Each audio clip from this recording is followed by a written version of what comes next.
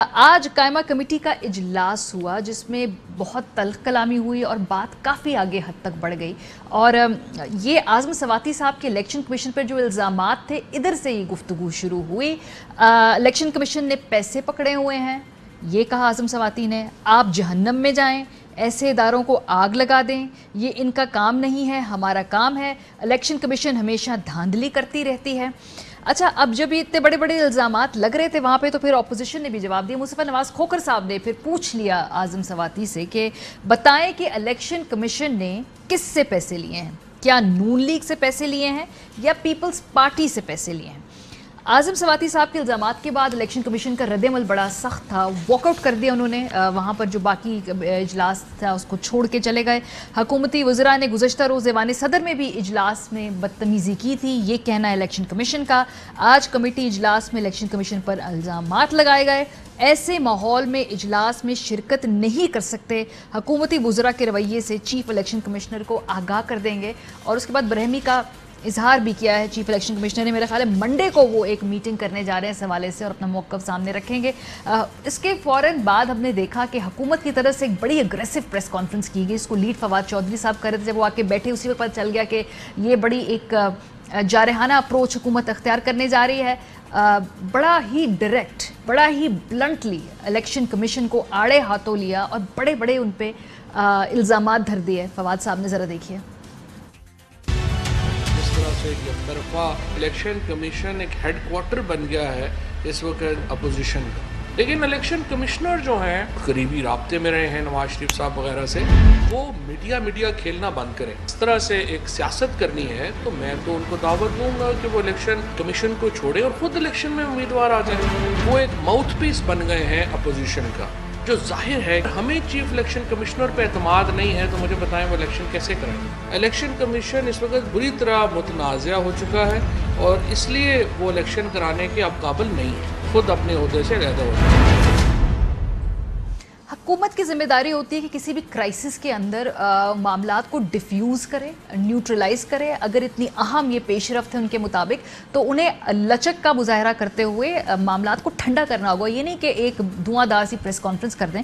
बहरहाल election commission का जो रोल है उसको हर कोई क्वेश्चन करता रहा है। इस मुल्क में बदकिस्मती ये है कि अगर आपसे हम आहंग ना हो किसी भी इदारे, किसी भी इशू पे किसी मौक़िफ़, तो फिर डायरेक्ट अटैक कर दिया जाता है। इससे पहले मरीम नवाज साहिबा भी इलेक्शन कमीशन को अटैक कर चुकी हैं। गिलगित बल्तिस्तान के इलेक्शन पे बिलावल साहब भी इलेक्शन कमीशन को अटैक कर चुके हैं। इलेक्शन कमीशन ऑफ पाकिस्तान और चीफ इलेक्शन कमिश्नर ये बताएं 2018 के इलेक्शन में आरटीएस को बंद किया गया, आप क्यों खामोश रहे? ये अवाम तुम्हें भी इसमें शरीके जुर्म ठहराती है। ये इलेक्शन कमीशन जिसका हम इज्जत करते थे, जिनका काम था गिलगित बल्तिस्तान के अवाम के वोट पे डाके डालने को इजाजत नहीं देना, बैलेट बॉक्स की चोरी कर रहे हैं। हुकूमत को रोकने के बजाय, वुज़रा के रोकने के बजाय वो हुकूमत के साथ खड़े रहे और अपोजिशन को निशाना बनाए थे।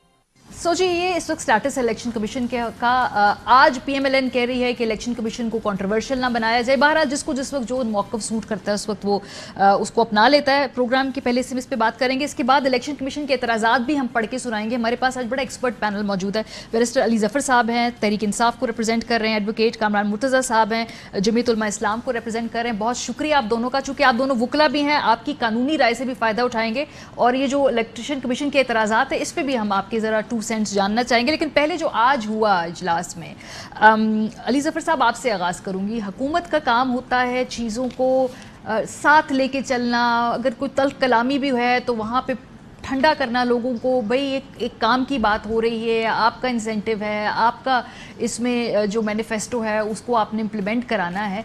ये बदमज़गी की क्यों नौबत आई आज? ये आराम से ये अवॉइड हो सकता था आज, ये जो भी हुआ है। जी, आप दुरुस्त फरमा रही हैं, अवॉइड हो सकता था, होना भी चाहिए था, लेकिन थोड़ी सी मिसअंडरस्टैंडिंग इसलिए हो गई क्योंकि जो कमेटी है जिसका मैं भी मेंबर हूँ, पार्लियामेंट्री कमेटी, और कामरान मुर्तज़ा साहब भी हैं, हमने कमेटी ने खुद बुलाया था इलेक्शन कमीशन ऑफ पाकिस्तान को कि आप इस कानून पे कमेंट्स दें। इलेक्शन कमीशन ऑफ पाकिस्तान आई और अपने कमेंट्स दे दिए। यहाँ तक तो किसी को इससे एतराज़ नहीं था। لیکن مس انڈرسٹینڈنگ اس لیے ہوئی کیونکہ جہاں تک آئین میں الیکشن کمیشن آف پاکستان کا یہ تو بالکل اختیار ہے اور آبلیگیشن ہے ان کی کہ وہ فری اینڈ فیئر الیکشن کرائیں، وہاں یہ بھی ان کا ایک ذمہ داری ہے، بلکہ ان کے اوپر پابندی ہے کہ انہوں نے یہ free and fair election parliament کے مطابق کرانا ہے جو پارلیمنٹ قانون بنائے۔ تو جب الیکشن کمیشن آف پاکستان نے یہ تاثر دیا کہ وہ اس طرح کہہ رہے ہیں کہ آپ قانون بنا ہی نہیں سکتے، تو وہ اس میں مس انڈرسٹینڈنگ ہو گئی۔ اس کو بیلنس کر کے کامنٹس کی حد تک ٹھیک ہے، لیکن اگر آپ یہ کہیں گے کہ پارلیمنٹ قانون نہیں بنا سکتا تو وہ تھوڑی سی اس میں غلط بات ہو جاتی ہے، اس وجہ سے مس انڈرسٹینڈنگ ہوئی۔ اور اس کے علاوہ ایک اور ایشو بھی ہوا جو زیادہ جس سے بڑھ گئی بات، وہ یہ تھا کہ ایک ممبر چیئرمین سینٹ صاحب نے انہوں نے ایک ممبر بنایا تھا جس کے اوپر اپوزیشن ممبرز کا اعتراض تھا کہ ان کو ممبر نہیں بننا چاہیے۔ اس کے بعد جو چیئرمین کمیٹی کے نے فیصلہ کیا، انہوں نے کہا نہیں وہ ممبر بن سکتی ہیں، لیکن وہ جو ممبر تھیں وہ آج آئی نہیں۔ بلوچستان سے وہ ووٹ کرنا چاہتی تھی سر، لیکن ان کو کرنے نہیں دیا، یہ اعتراض اپوزیشن کرتی ہے کہ بھئی آپ نے ووٹ ہی نہیں کرنے دیا انہیں۔ جی تو وہ ووٹ کرنے وہ بیسیکلی نہ آ سکیں کیونکہ ان کو ایک تو مجھے اطلاع ملی ہے کہ ان کی طبیعت ٹھیک نہیں تھی، اور نمبر 2 ویسے بھی وہ سوچ رہی تھی کہ چونکہ میرے بارے میں فیصلہ ہونا ہے کہ میں آ سکتی ہوں کہ نہیں، تو مجھے نہیں آنا چاہیے۔ اور وہ بڑا ایک اچھا فیصلہ ہے، جس طرح آپ ایک جج کے خلاف آپ بات کر دیتے ہیں کہ اس جج کو نہیں بیٹھنا چاہیے، کیس سننا نہیں چاہیے، تو پھر جج نہیں سنتے، اسی طرح انہوں نے ایک اچھا فیصلہ کیا کہ انہوں نے کہا کہ میں نہیں آتی۔ لیکن ہم جو جماعت تھی اور جو منسٹرز تھے ادھر بیٹھے ہوئے، ان کی ریکویسٹ یہ تھی کہ ان کو موقع دیا جائے کہ وہ آ کے اپنا، تاکہ جب ووٹنگ ہو رہی ہو تو پھر اپنا ووٹ کا حق استعمال کر سکیں۔ وہ جب ان کو نہیں اجازت دی گئی، اس کی وجہ سے بھی زیادہ اب جیسے علی ظفر صاحب ہمیں اب یہ بات بتا رہے ہیں نا، کتنے آپ آرام سے میتھوڈیکل طریقے سے، لاجیکل طریقے سے بتا رہے ہیں۔ اگر اس طرح کی زبان استعمال ہوگی کہ جہنم میں جائیں، آپ کو آگ لگ جائے، آپ نے پیسے پکڑے ہوئے، صرف کوئی شریف سے شریف شخص بھی ہو جس کو غصہ نہ بھی آتا ہو نا، وہ بھڑک جائے گا، کیونکہ یہ ایوان دیکھیے، اس کی حرمت دیکھیے، اس میں ہونے والی گفتگو کو دیکھیے، اور حکومت کی طرف سے ایسی زبان استعمال کی جا رہی ہے انپروپریٹ۔ جی دیکھیں، آئی تھنک آپ صحیح کہہ رہی ہیں کہ حکومت کا کام یہی ہوتا ہے کہ چیزوں کو ڈیفیوز کریں، کیونکہ بل تو حکومت کا ہوتا ہے، ہمارا تو مقصد یہ ہے کہ اس پہ ڈیبیٹ ہو اور اس پہ فیصلہ ہو، اور فیصلہ الٹیمیٹلی جو بھی ہو کسی کو اس پہ فرق نہیں آنا چاہیے، کیونکہ کمیٹیز کا کام ہے فیصلہ کرنا، اور وہ فیصلہ کرنے کے بعد معاملہ جانا بھی جوائنٹ ہاؤس میں تھا، کیونکہ 90 دن ہو گئے ہیں، سینٹ کے پاس 90 دن ہوتے ہیں فیصلہ کرنے کے لیے ایک بل کے اوپر، اور اگر وہ فیصلہ نہ کیا جائے تو پھر وہ جوائنٹ ہاؤس میں جاتا ہے۔ تو اس بل نے in any case joint house میں جانا تھا، یہ کوئی حتمی فیصلہ نہیں تھا کمیٹی کا، تو اس لیے اگر خوش اسلوبی سے ہوتا تو زیادہ بہتر تھا۔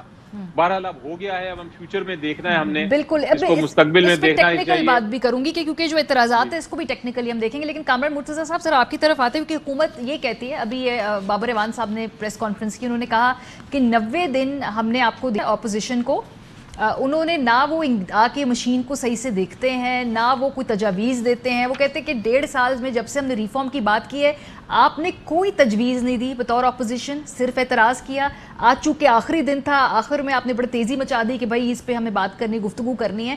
ٹوٹل لیک آف انٹرسٹ ہے اپوزیشن کے پارٹ پہ۔ سر یہ بابر ایوان صاحب آن ریکارڈ کہہ کے گئے ہیں۔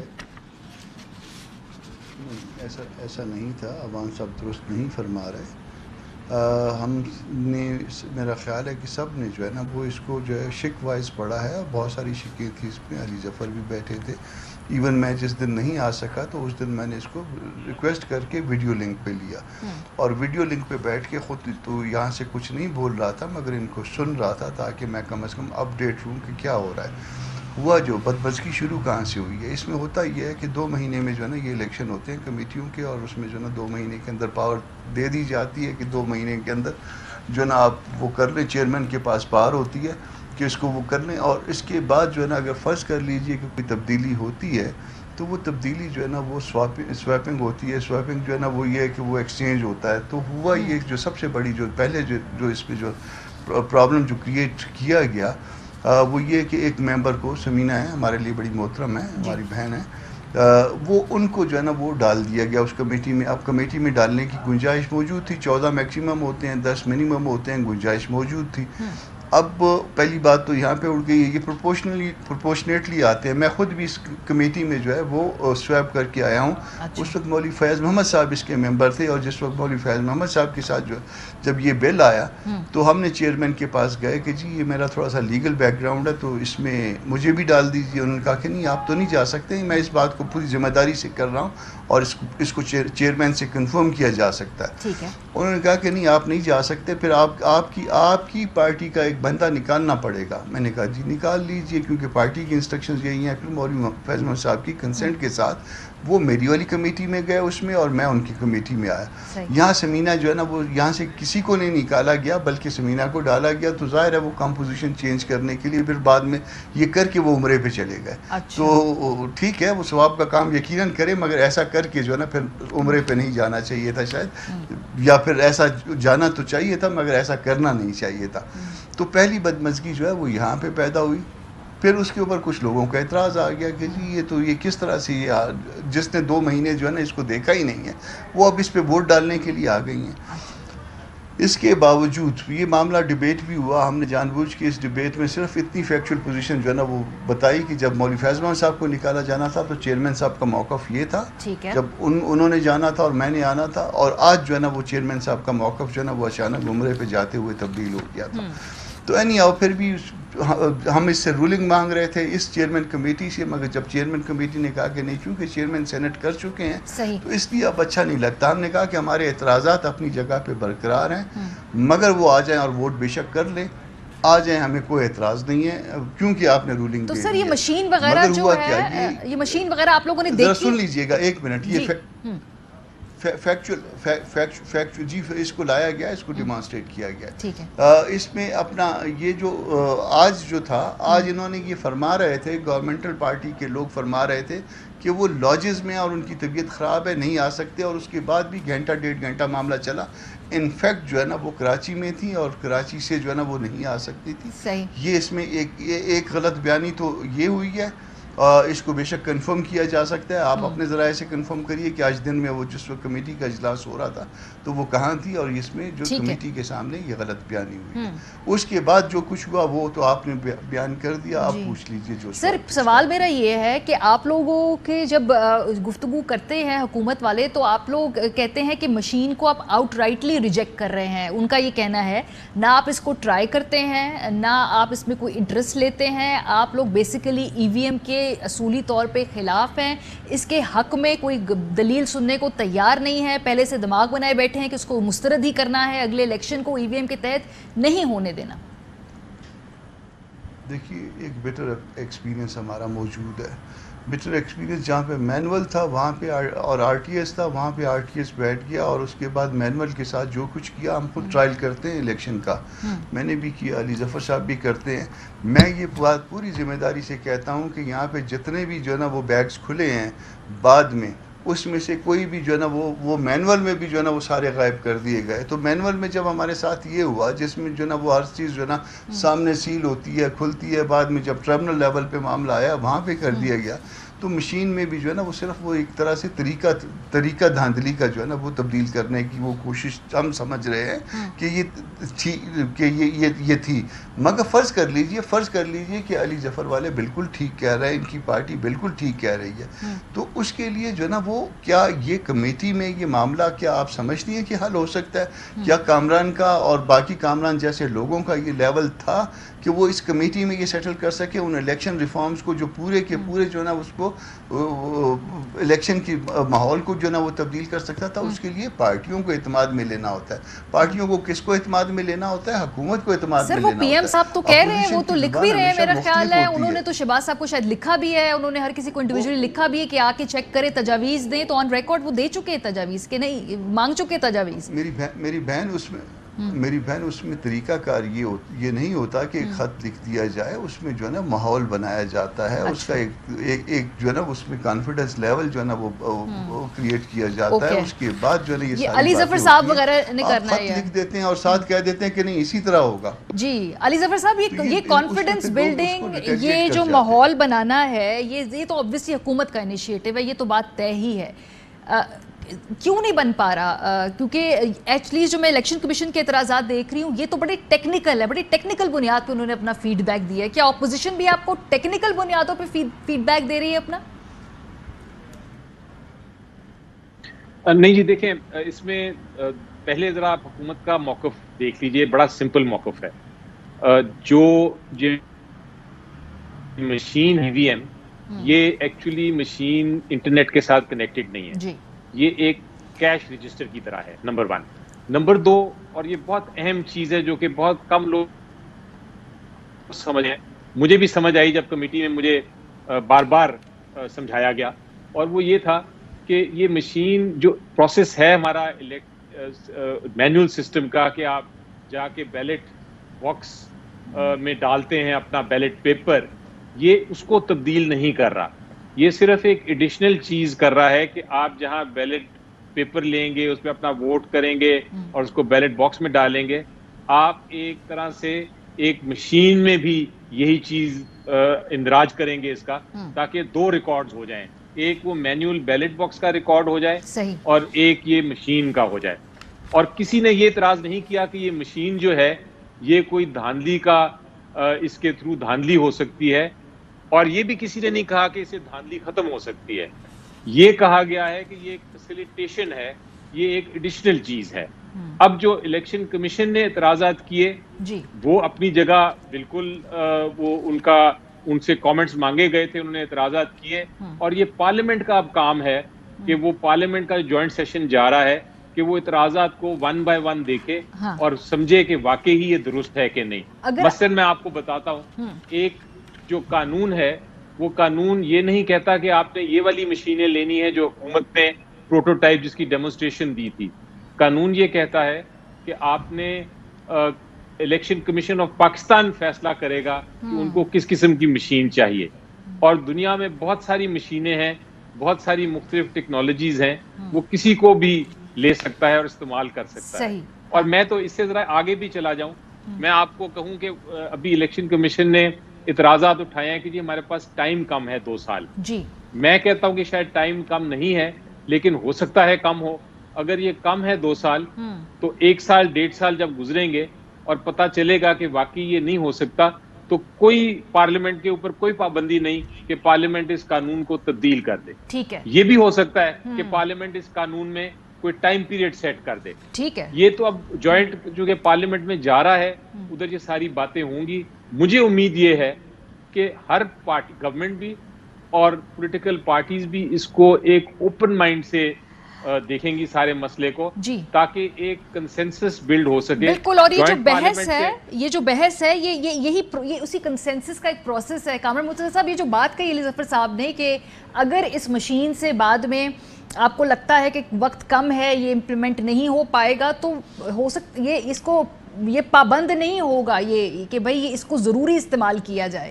اگر یہ ٹیکنیکلی کسی اور ایشوز پہ نہیں چل پایا تو پھر اس پہ گنجائش ہے. کامران صاحب، اس میں بڑے احترام کے ساتھ علی سے کہ علی نے کہا کہ میں بھی ابھی سمجھاؤں تو ایک شخص جو انگلینڈ سے پڑھ کے آیا ہے، بارٹ لا ہے، اس کا والد 1960 میں بھی لا کا منسٹر تھا، اس جیسا شخص، اتنا لرنڈ فیملی سے تعلق رکھنے والا شخص ابھی اس مشین کو سمجھا بڑی مشکل سے.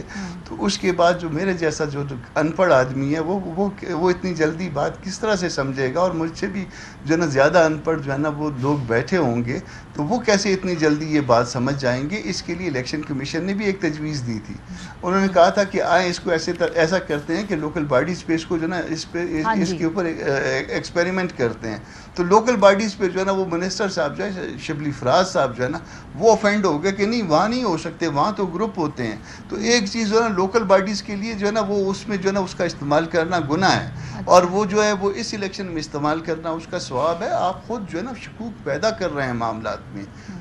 ٹیکنالوجی کو لوگ ایکسیپٹ کرتے ہیں، آہستہ آہستہ ایکسیپٹ کرتے ہیں. ایون لاؤڈ اسپیکر جیسی چیز کو بہت دیر کے بعد بہت آہستہ آہستہ لوگوں نے ایکسیپٹ کیا.